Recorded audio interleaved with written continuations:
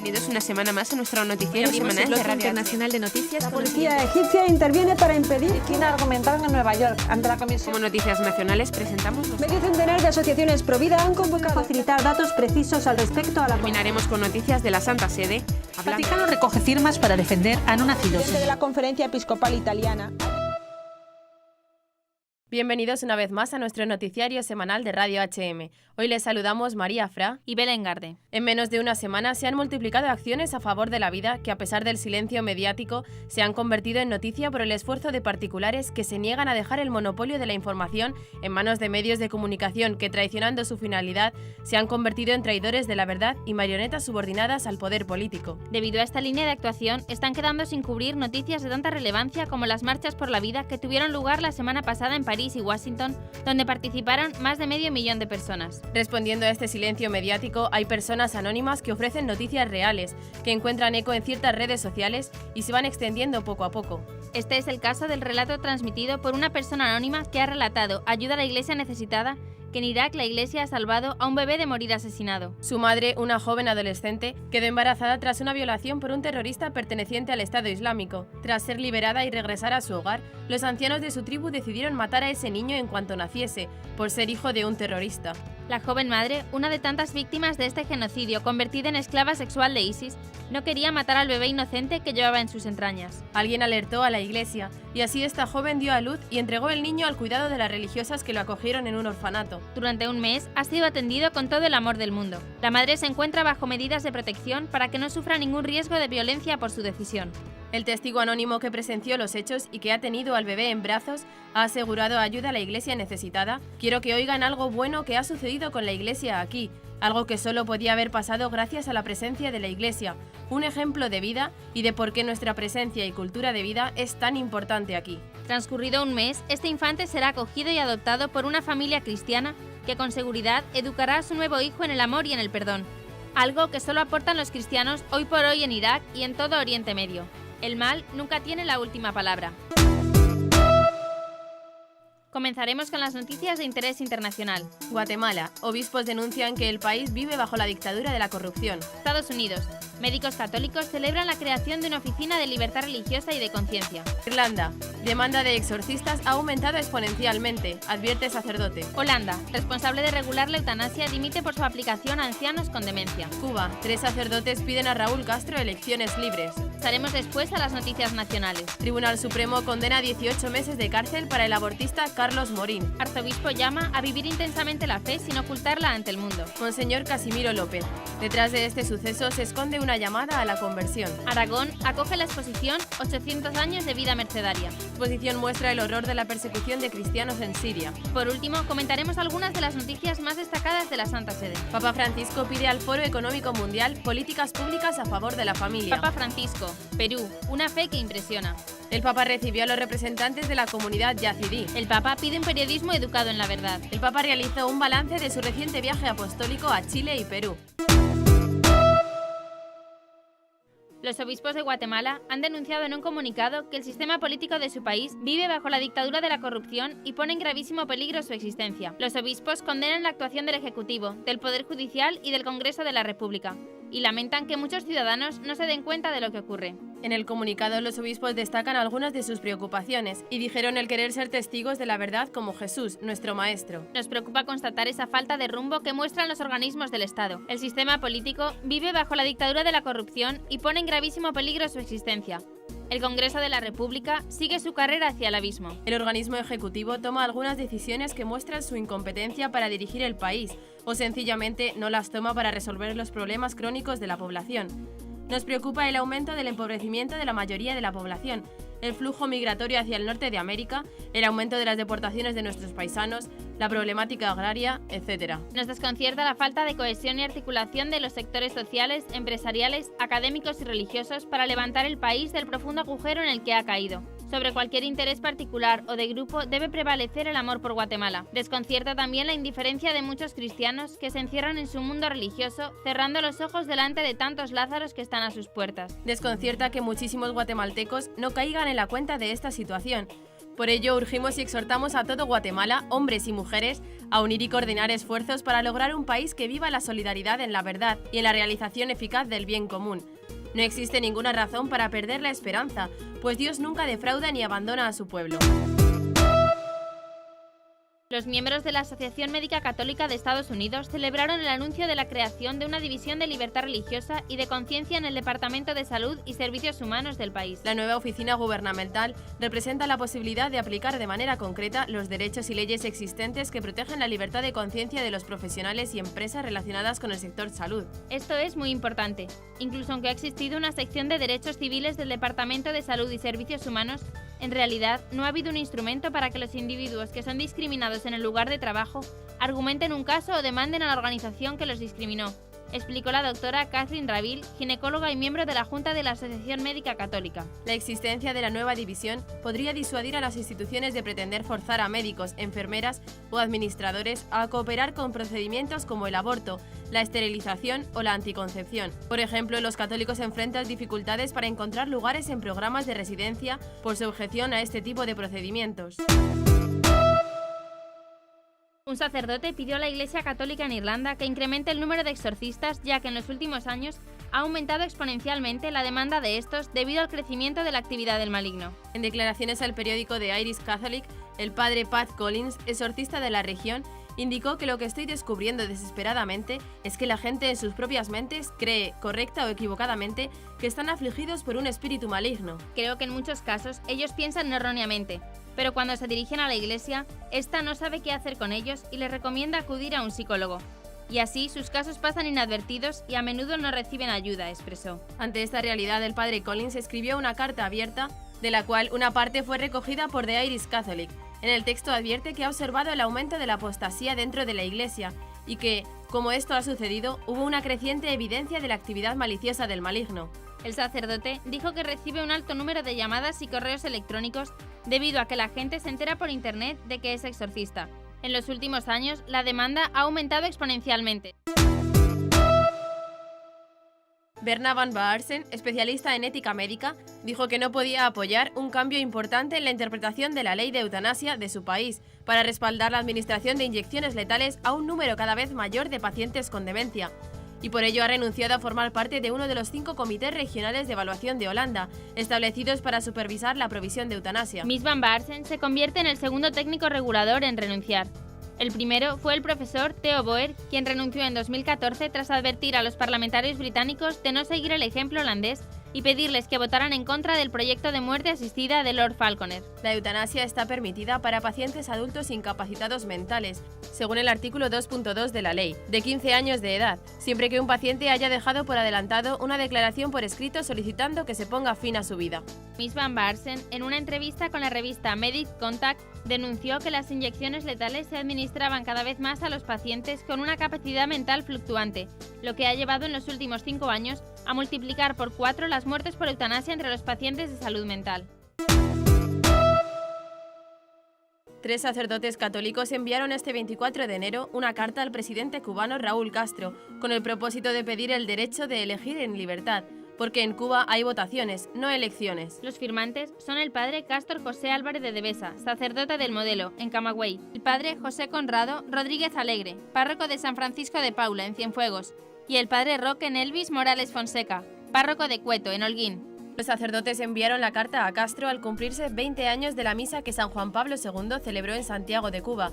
Urgen elecciones donde podamos decidir no solo nuestro futuro, sino también nuestro presente. Ahora se nos invita a votar, a decir sí a lo que ya existe, y no hay voluntad de cambiar. Elegir implica de por sí opciones diferentes. Elegir implica la posibilidad de tomar varios caminos, señalaron. En abril de este año deberían realizarse las elecciones para la Asamblea Nacional del Poder Popular, la cual elige al Consejo de Estado y designa al presidente del país. En 2015, Castro anunció que dejaría el cargo en el 2018.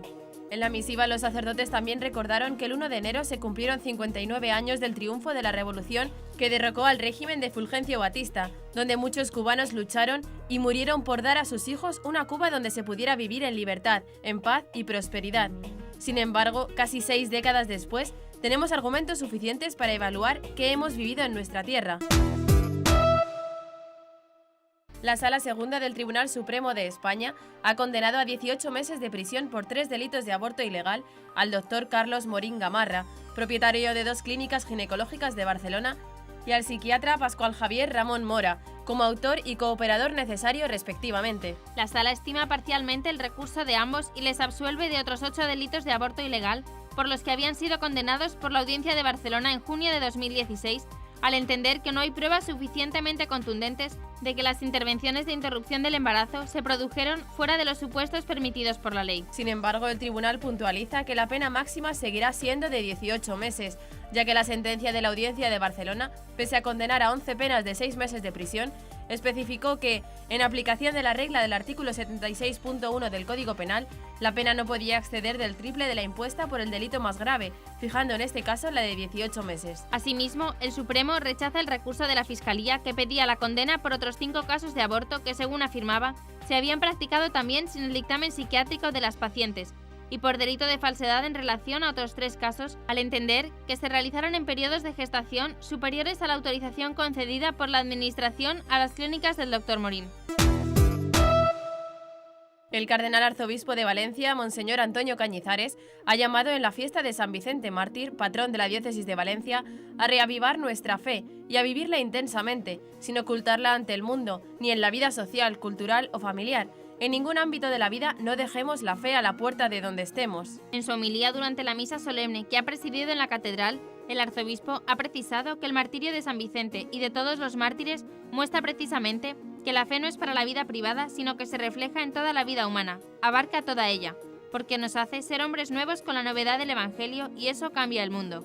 A este respecto también el cardenal Antonio Cañizares ha calificado a San Vicente y a todos los mártires como mártires de la verdad y los ha descrito como los verdaderos reformadores de la humanidad. Son centinelas de un nuevo siglo, de una nueva época, y están expresando que el cambio decisivo del mundo está en aceptar a Dios como Señor de nuestras vidas. Todos ellos son los que han llevado verdaderamente a cabo la revolución de Dios en el mundo, que es sencillamente la del amor sin límites hasta dar la propia vida.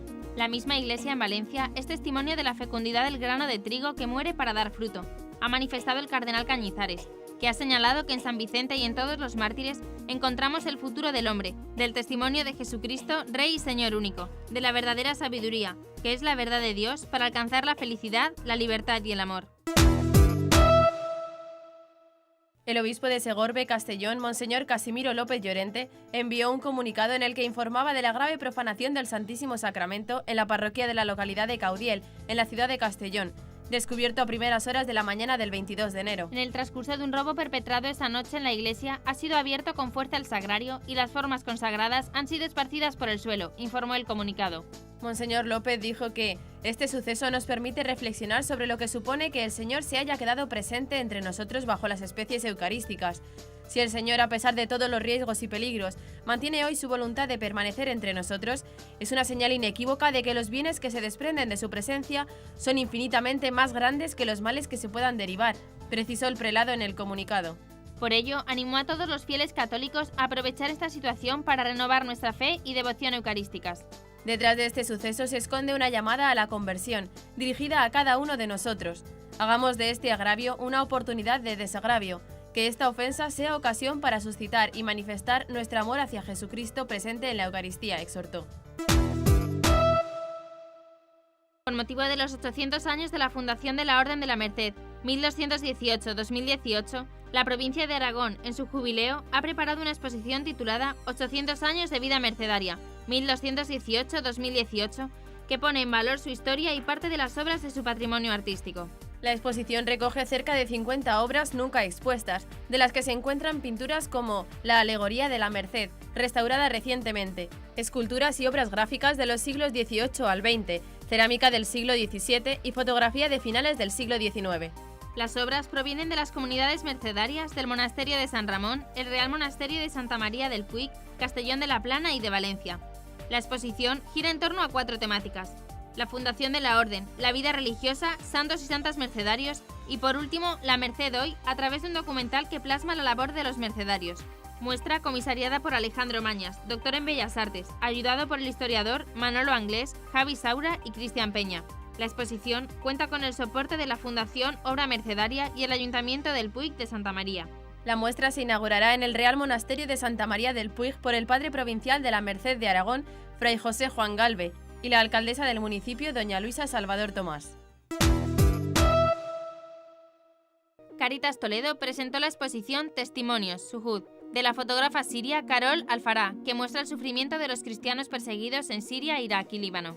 Durante la presentación, el delegado episcopal de Cáritas Diocesana de Toledo, el padre José María Cabrero, aseguró que no podemos caer en la indiferencia de olvidarnos de los hermanos que están sufriendo tanto. El padre Cabrero explicó que esta exposición se enmarca dentro de una serie de iniciativas que pretende sensibilizar ante el tremendo drama que ha supuesto que tan solo en Irak se reduzcan de 1,5 millones de cristianos a 500.000. Las fotografías de la exposición Suhud Testimonios son parte del trabajo que la fotógrafa Carol Alfará realizó entre 2012 y 2015 en Siria y Líbano. Según Alfará, la exposición debe su título a que los cristianos perseguidos en todo el mundo son testigos de las palabras de Jesús. La parte de Siria muestra lugares donde los cristianos sirios fueron atacados durante el conflicto en Siria. La selección de imágenes del Líbano muestra cristianos de Siria e Irak que fueron perseguidos por ISIS, precisó Alfará. Durante la presentación de la exposición se contó con testimonios en primera persona de sirios que tuvieron que escapar del país por la guerra. Es vital implementar políticas públicas a favor de la familia, expresó el Papa Francisco en un apremiante mensaje enviado al profesor alemán Klaus Schwab, fundador y presidente ejecutivo del Foro Económico Mundial.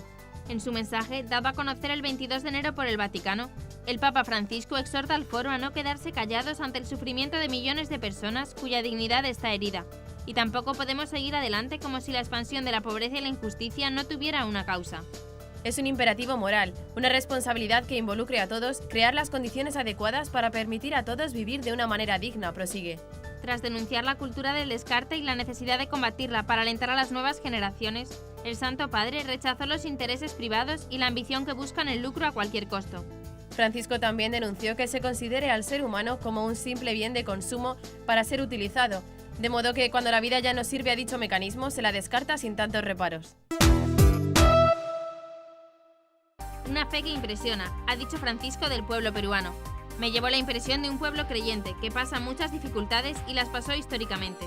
El pontífice ha ofrecido una rueda de prensa en el avión que le llevaba de regreso a Roma. Yo me llevo de Perú una impresión de alegría, de fe, de esperanza, de volver a andar y sobre todo muchos niños. El Santo Padre ha descrito que volvió a esa imagen que vio en Filipinas y en Colombia, los papás y las mamás a mi paso levantando a los niños. Y eso dice futuro, dice esperanza, porque nadie trae un hijo al mundo si no tiene esperanza.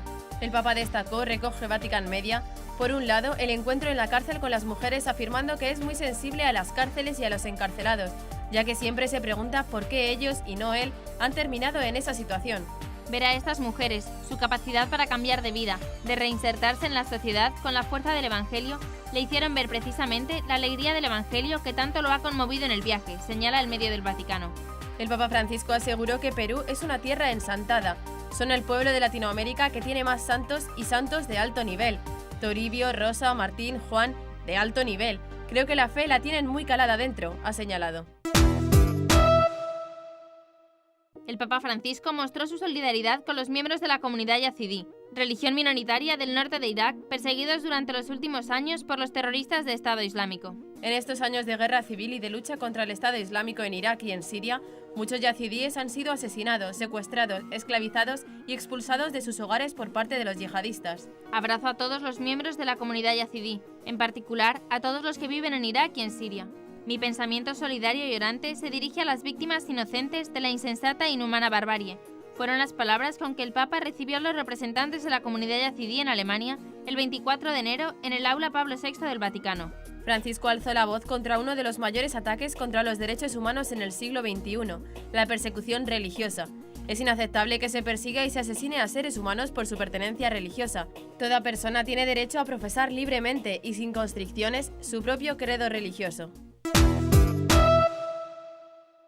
En el mensaje para la 52 Jornada Mundial de las Comunicaciones Sociales, que se celebrará el próximo 13 de mayo, con el lema «La verdad os hará libres», el Papa Francisco reclamó un periodismo que sirva de antídoto contra las noticias falsas y contra el mal uso de la facultad de comunicar, y propuso este antídoto: periodistas educados en la verdad. El Santo Padre señaló en el mensaje difundido por la Santa Sede el 24 de enero que en el proyecto de Dios la comunicación humana es una modalidad esencial para vivir la comunión. Pero el hombre, si sigue su propio egoísmo orgulloso, puede también hacer un mal uso de la facultad de comunicar, advirtió. La alteración de la verdad es el síntoma típico de tal distorsión, tanto en el plano individual como en el colectivo. Por el contrario, en la fidelidad a la lógica de Dios, la comunicación se convierte en lugar para expresar la propia responsabilidad en la búsqueda de la verdad y en la construcción del bien. En este sentido, lamentó que hoy, en un contexto de comunicación cada vez más veloz e inmersos dentro de un sistema digital, asistimos al fenómeno de las noticias falsas, las llamadas fake news. Dicho fenómeno nos llama a la reflexión. En la audiencia general celebrada el 24 de enero, el Papa Francisco realizó un breve balance de su reciente viaje apostólico a Chile y Perú. Doy gracias a Dios porque todo ha ido bien. El Santo Padre subrayó que durante su visita pude reunirme con el pueblo de Dios en camino en aquellas tierras y ha animado al desarrollo social de esos países. Mi llegada a Chile estuvo precedido de diferentes manifestaciones de protesta por diversos motivos, señaló. Eso hizo todavía más actual y vivo el lema de mi visita: mi paz os doy. Son palabras que Jesús dirige a los discípulos, que repetimos hoy en la misa. El don de la paz, que solo Jesús, muerto y resucitado, puede dar a quienes se confían a Él. Un momento especialmente destacado por el pontífice fue la visita a una cárcel femenina en Santiago de Chile. En sus rostros he visto una gran esperanza. Les he animado y exigido que avancen en el camino de la reinserción. Otro momento de especial importancia fue el encuentro con los miembros de la Iglesia en Chile, con los sacerdotes y los consagrados, y con los obispos de Chile. He vivido 2 encuentros muy intensos, que se hicieron todavía más fecundos mediante el sufrimiento compartido por algunas heridas que afligen a la Iglesia en aquel país. En Perú, el lema de la visita era Unidos por la Esperanza. Unidos no en una uniformidad estéril, sino en la riqueza de la diferencia que heredamos de la historia y de la cultura. Hablando con las autoridades políticas y civiles de Perú, he apreciado el patrimonio ambiental, cultural y espiritual de ese país.